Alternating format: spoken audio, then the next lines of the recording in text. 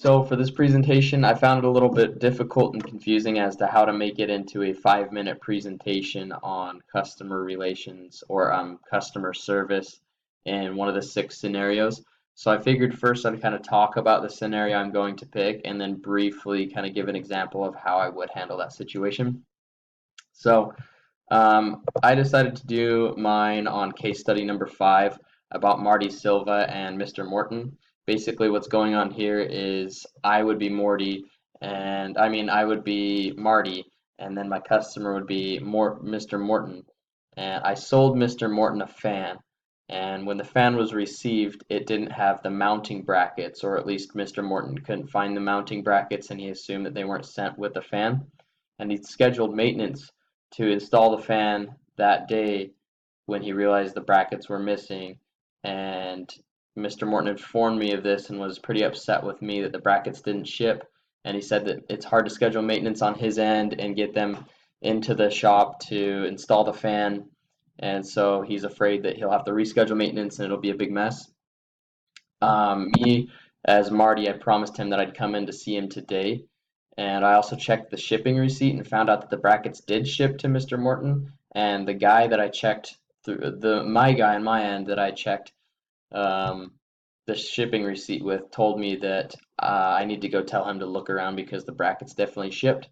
So now the whole situation is left up to me as to how I would figure it out. And I have 2 methods, and it all depends on missing information in the case. One method would be, well, actually, both methods involve me following through to go to Mr. Morton's shop because that was my original promise. Even though in the case it says I'm unsure if I can make it to the shop and to another appointment that I have at 2 o'clock.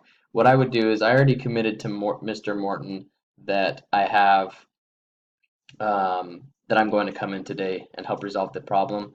And with the other appointment, I assume it didn't give any details, but I assume this appointment is a sales appointment and a new sale, at least through the material we've been reading about and the emphasis this week. A potential new sale isn't worth losing an old customer over because a sale isn't worth, or at least on the other end, um, having a happy customer that can refer other people to you is worth more than $10,000 of sales. And so I feel like either way, I have to commit to go to Mr. Morton's shop, reschedule my sale appointment, and not go to the sale appointment that might make me miss the meeting with Mr. Morton. So now my 2 scenarios that I came up with, and they completely heavily weigh on the details that are missing from the case, but one being if I have access to the shipping department, if I have access to these brackets, because I don't know if there's a distribution center somewhere else, if I have access to these brackets, I would make sure that I go and grab these brackets, even though the shipping receipt said I already shipped them. And I'd go over to Mr. Morton's and I'd hand him the brackets so he could have maintenance install them that day. So if that didn't work, what I would do is I would still go to the shop, and if there was some way that I could see where the fan box was, I could, if I knew about it, I could say that I'd be willing to go and look in the box with him because normally the brackets get lost or normally they're hidden behind packaging or whatever. So maybe I'd offer to go with him and look into the box.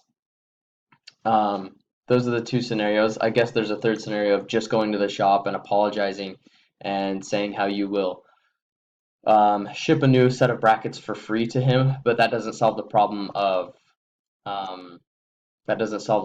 him not being able to have maintenance install the fan the day of. So I guess I'll kind of switch over to a really short dialogue, probably involving the situation where I can bring the brackets to Mr. Morton, and I'm going to act as if I'm on the phone, and then maybe I'll act as if I'm at the shop. So here's just my presentation with Mr. Morton on the phone.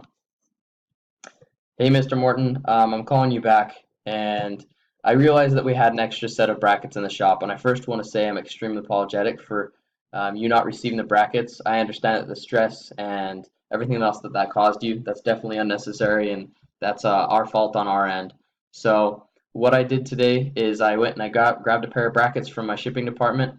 I'll go ahead and I'll head over to your office. I'll be there in about an hour and a half, and I'll drop those brackets off to you so you don't have to deal with any of the new shipping or anything like that, and you can have maintenance installed that day, because I understand that you said maintenance is really hard to schedule and that maintenance is going to be an issue in the future, and I don't want that to be there. Your business means a lot to me, and I want to make sure that everything's right on our end and that you can get the brackets. I'm at the shop now.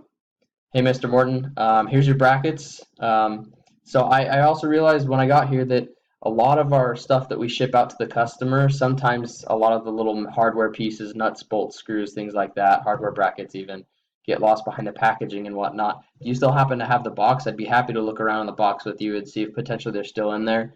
Either way, I have this set of brackets. Let's say we find another set of brackets in your box. You can keep those as well. I just want to make sure that nothing was overlooked, and just want to give you more peace of mind.